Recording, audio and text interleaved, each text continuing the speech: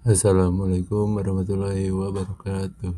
Perkenalkan, saya Arman Durai dengan NIM 1241001111150 dari Program Studi Kesehatan Masyarakat Fakultas Ilmu Kesehatan. Pada kesempatan ini, saya akan menyampaikan materi tentang filariasis atau yang lebih dikenal sebagai penyakit kaki gajah. Tahukah kita bahwa satu gigitan nyamuk dapat menyebabkan kecacatan seumur hidup? Inilah yang menjadikan filariasis sebagai masalah kesehatan masyarakat yang serius. Let's check it out. Selanjutnya kita masuk ke definisi. Filariasis adalah penyakit penular kronis yang disebabkan oleh infeksi cacing filaria dan ditularkan melalui gigitan nyamuk. Agen penyebab utama filariasis pada manusia adalah Hookeria bancrofti, Brugia malai, dan Brugia tibori. Cacing dewasa hidup di sistem limfatik sehingga dalam jangka panjang dapat menyebabkan gangguan aliran limfa dan pembekakan permanen. Selanjutnya ada rantai infeksi.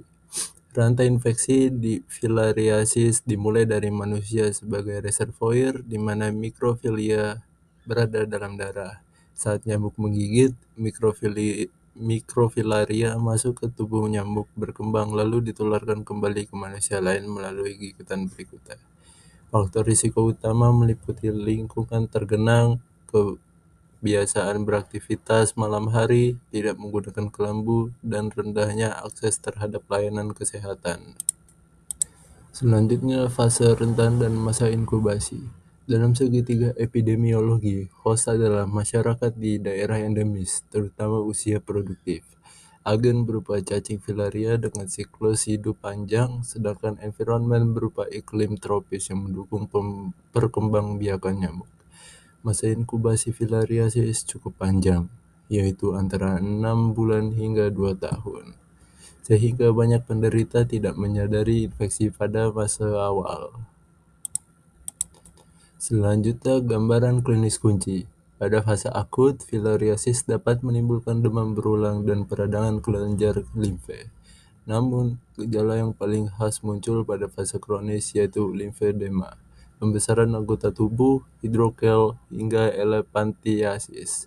Kondisi ini bersifat permanen dan berdampak besar terhadap kualitas hidup penderita.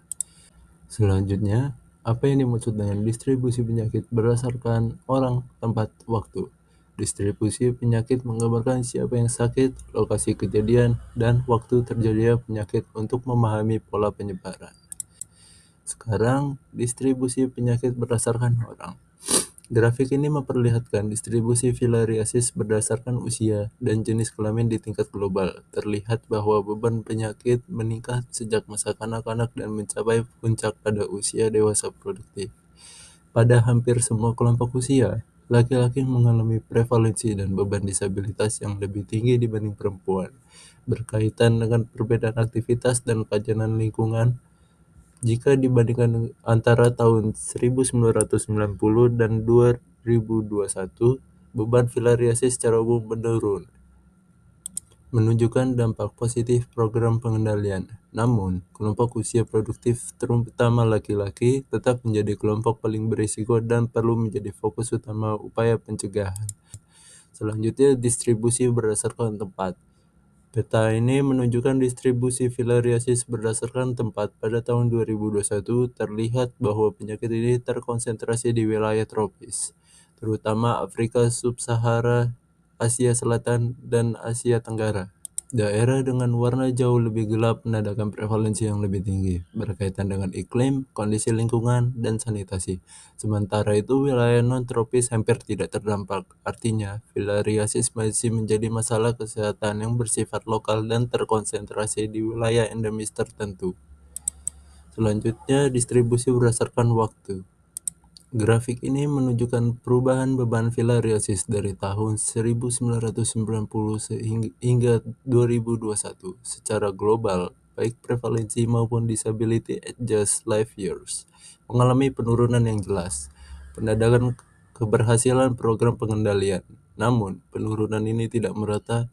Beban filariasis tetap lebih tinggi di negara dengan tingkat pembangunan rendah, sehingga ketimpangan antara waktu dan wilayah masih terlihat. Artinya, meskipun tren membaik, filariasis belum sepenuhnya tereliminasi. Kemudian ada pencegahan dan pengendalian. Upaya pencegahan filariasis dilakukan melalui 3 tingkat. Pencegahan primer dilakukan dengan pemberian obat pencegahan massal, pengendalian vektor, perbaikan sanitasi, dan edukasi masyarakat. Pencegahan sekunder melalui deteksi dini dan surveillance di daerah endemis.